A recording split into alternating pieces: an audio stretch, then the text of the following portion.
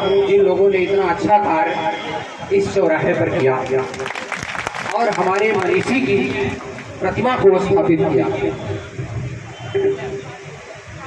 मैं बाबा साहब के चित्र को श्रद्धा सुमन अर्पित करते हुए अपनी वाणी को आगे बढ़ता हूँ। मैथिली क्षण की एक कविता से, वह भरा नहीं है रसधार नहीं, वह हृदय नहीं है पत्थर है जिसमें स्वदेश का प्यार है। मित्रों, डॉक्टर भीमराव अम्बेडकर भारत रत्न बाबा साहब की कृति को हम लोग क्या गुणगान करेंगे, हम लोग तो उनके पैरों की धूल के समान भी नहीं।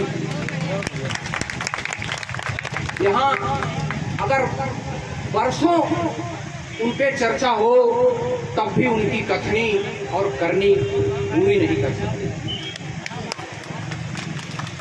लेकिन उसी में से दो चार बिंदु हम भी उठाएंगे।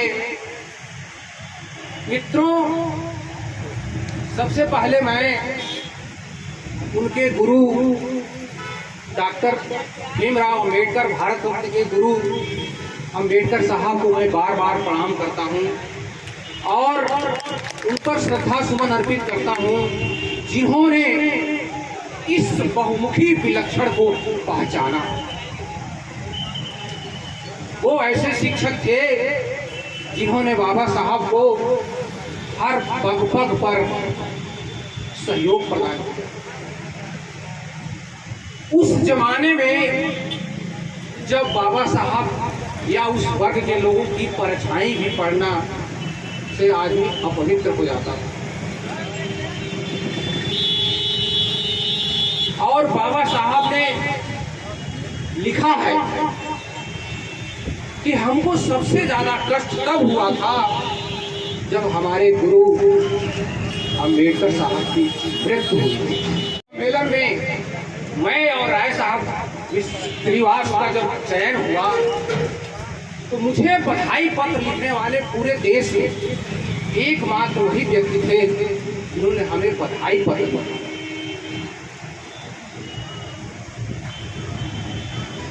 मित्रों,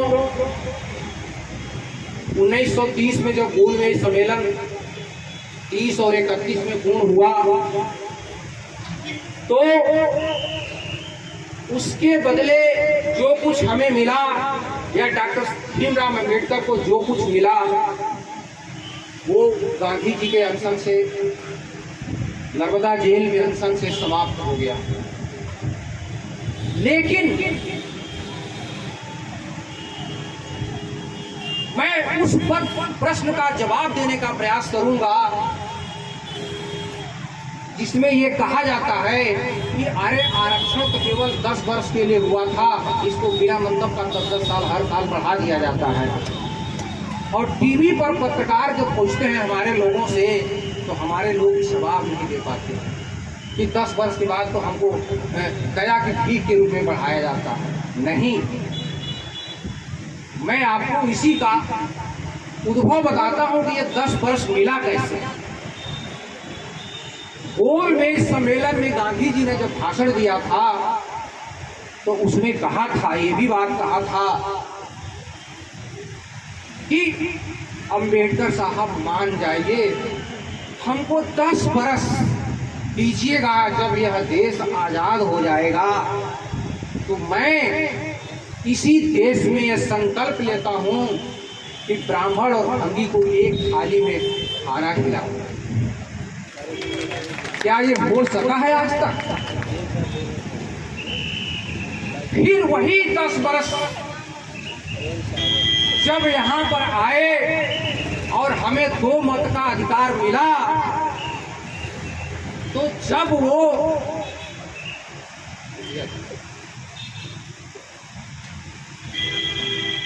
जब गांधी जी उस जेल में जब अनशन कर गए तो बाबा साहब ने किसी की नहीं सुनी, कहा कोई बात नहीं, अनशन करिए, हमको प्राप्त हुआ है, इनसे थोड़े मिला है। लेकिन बाबा साहब महिलाओं का बहुत सम्मान करते थे।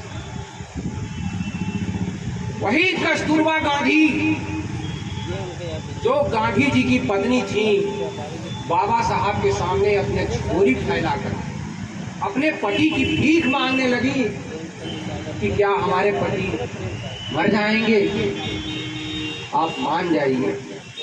बाबा साहब ने कहा कि मैं महिलाओं का बहुत सम्मान करता हूं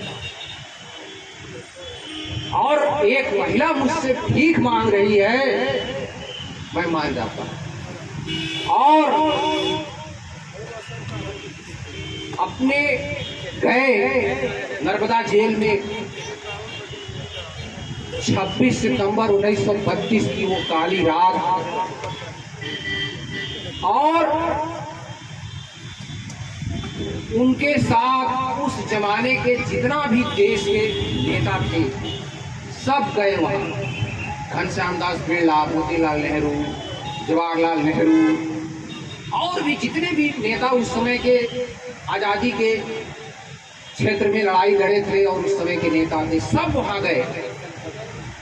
और 26 सितंबर 1932 की 2 बजे की रात वो बाबा साहब और गांधी जी ने उस पूना पैक्ट पर दस्तखत किए थे और उस पर सभी लोगों ने दस्तखत किया और गांधी जी ने उसको संकल्प पत्र कहा था। और उसमें फिर वही उन्होंने कहा, अंबेडकर साहब मुझे 10 बरस का टाइम दे दीजिए, आजाद हो जाने दीजिए हमको। 10 वर्ष में मैं ब्राह्मण और भंगी को फिर एक थाली में ना खाना खिला दिया तो मैं अपने को इस देश से अलग कर। जब देश आजाद होने लगा तो वही 10 वर्ष गांधी जी के वचन को याद रखा गया और आरक्षण की व्यवस्था उसी 10 वर्ष के कारण हुई। और चूंकि वो संकल्प पत्र था, पूना पैक्ट था, वह 10 वर्ष में पूरा नहीं हुआ और हमको आपको देखना है कि वह पूना पैक्ट, वह संकल्प पत्र कब पूरा होगा। हमें जिस दिन वो संकल्प पत्र पूरा होगा उस दिन हम स्वयं कह देंगे कि हमको आरक्षण नहीं चाहिए।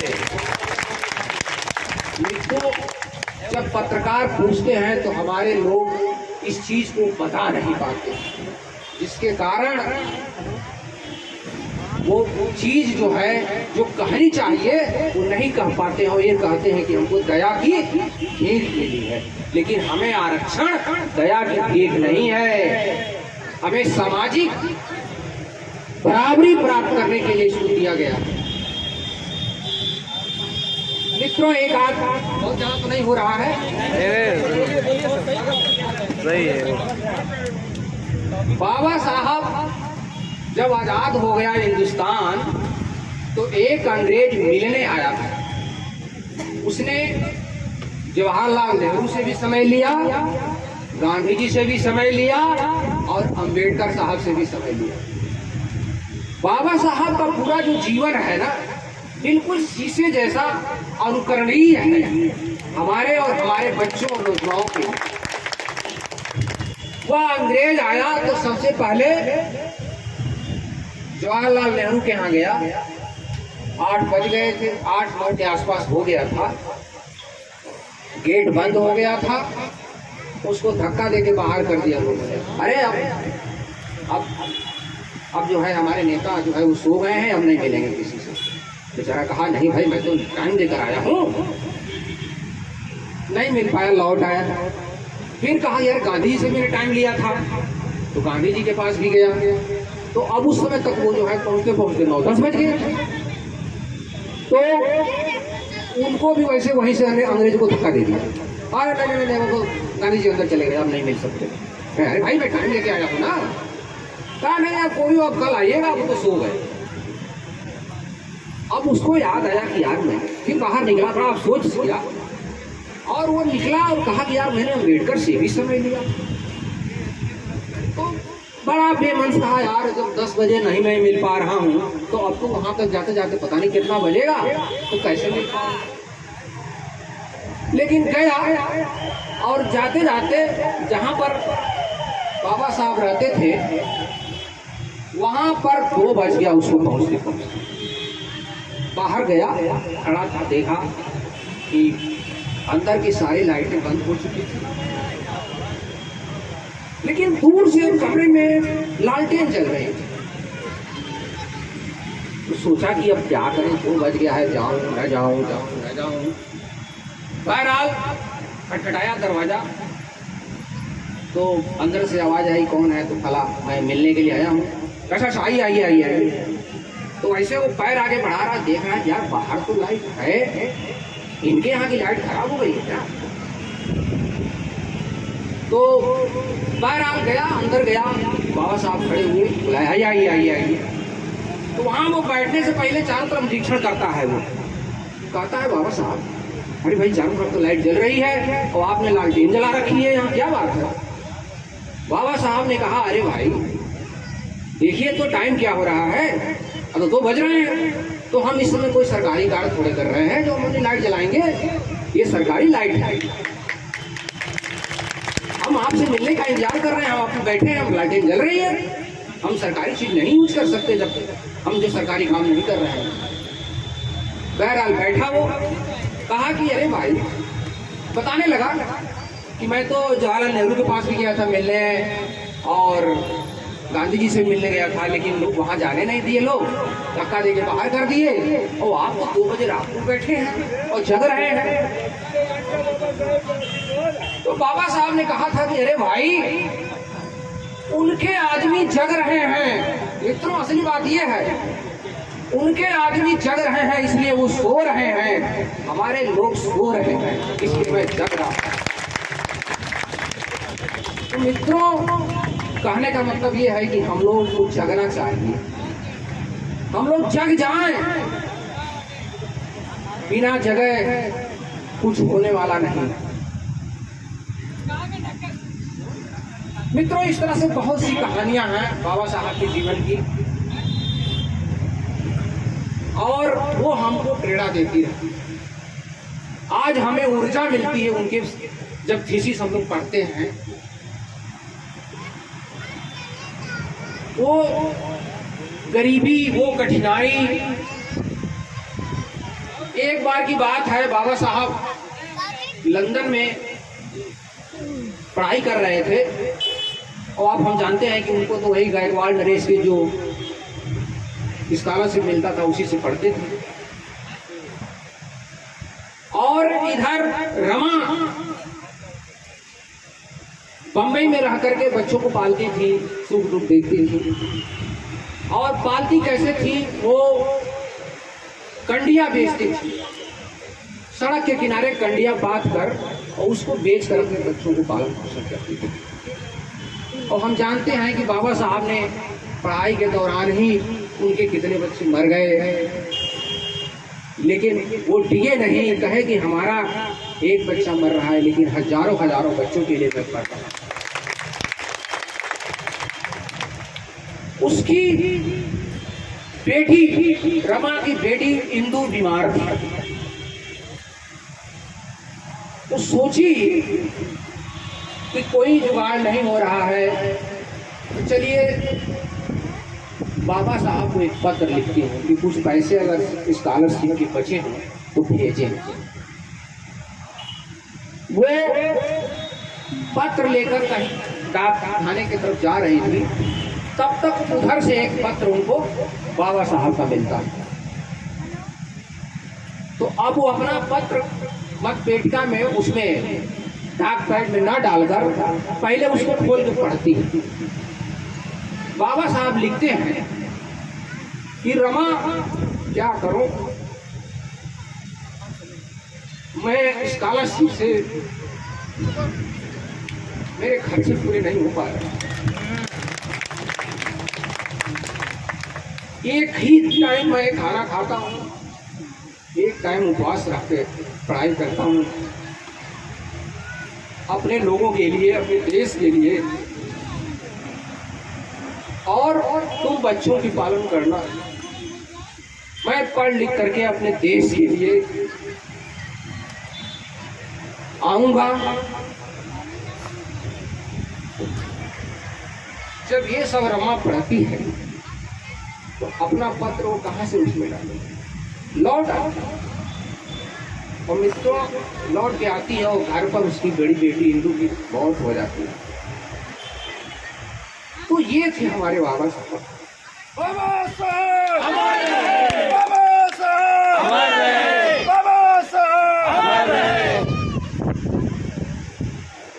एक एक पल उनका ऐसा बीता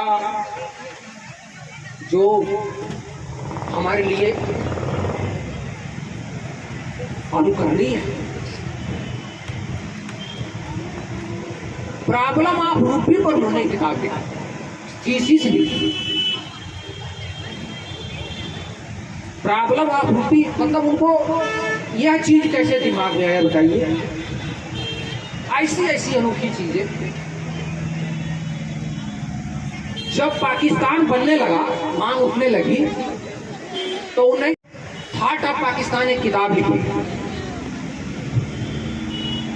हार्ट ऑफ पाकिस्तान में उन्होंने लोकतंत्र की परिभाषा की। पहली बार उन्होंने लोकतंत्र की परिभाषा और उन्होंने लिखा कि पाकिस्तान की मांग करने वाले लोगों को पता नहीं है कि अगर पाकिस्तान बन जाएगा तो 100 साल भी वो ठीक से चल नहीं पाएगा और उनके लोगों की वो दुर्गति होगी जिसकी कल्पना नहीं की जा सकती। बताओ वह व्यक्ति 1945 में ये चीज सोच लिया जो आज पाकिस्तान में घटित हो रहा है।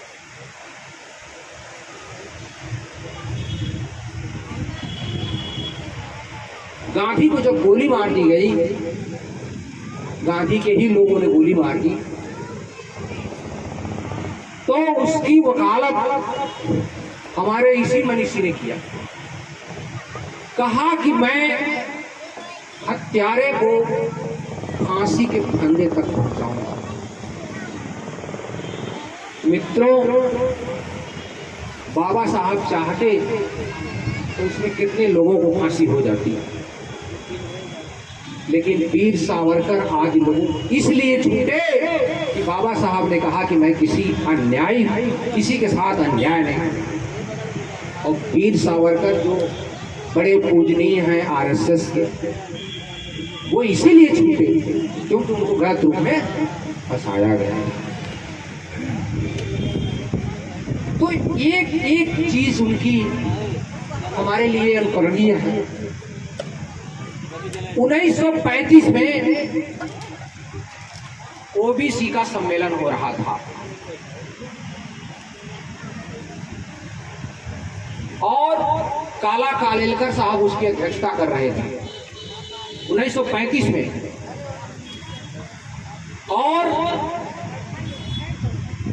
उसमें इनको एज ए अध्यक्ष बुलाया गया, लेकिन ये पहुंच नहीं पाए किसी कारणवश। लेकिन अपना एक लिफाफा इन्होंने भेजा था और वो लिफाफा अध्यक्ष की कुर्सी खाली रखी गई, उसी पर रखा गया था उनका लिफाफा। जब अध्यक्ष का जो बारी आता है ना सबसे लास्ट में उद्बोधन का, तो उनका लिफाफा खोल करके एक विद्वान ने पढ़ना शुरू किया। उसमें लिखा था कि शायद यह इस प्रकार के सम्मेलन का मेरा आखिरी क्षण होगा जब मैं इसकी अध्यक्षता कर रहा हूँगा। इसके बाद मैं किसी भी धार्मिक नाम के सम्मेलन की अध्यक्षता नहीं करूँगा और न ही मैं किसी हिंदू धर्म में रहूँगा। मैं आगे चलकर अपने को हिंदू धर्म से अलग कर लूँगा और इस देश की हर समस्या का जड़ धर्म है, चाहे वो हिंदू हो, मुसलमान हो, सिख हो, ईसाई।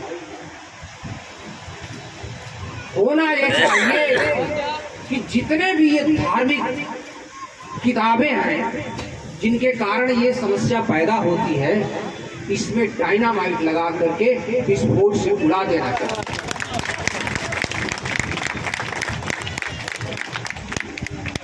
मित्रों, जो विद्वान होता है, जो मनीषी होता है, वो हमेशा कुछ अलग ही सोचता है। जब 1927 में साइमन कमीशन भारत आया था तो पूरे देश में विरोध हुआ था। आप लोगों को सबको पता ही है, वो एक साइमन चल रहा था।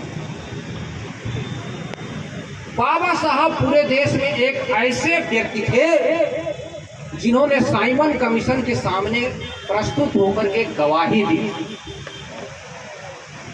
अपना मांग पत्र रखा था और उन्होंने कहा था कि हर व्यक्ति को मताधिकार का प्रयोग करने का अधिकार होना चाहिए। हमारे लिए एक निर्वाचन आयोग होना चाहिए। सोचिए, पूरा देश क्या सोच रहा है और वह विद्वान व्यक्ति क्या सोच रहा है। मतलब वो सोते भी थे देश के लिए और जागते भी देश के लिए। तो मित्रों, इन्हीं सब बातों के साथ मैं पुनः आप लोगों को बहुत बहुत बधाई और आभार प्रस्तुत करता हूँ और मैं अपनी वाणी को यहीं विराम देता हूँ। जय हिंद।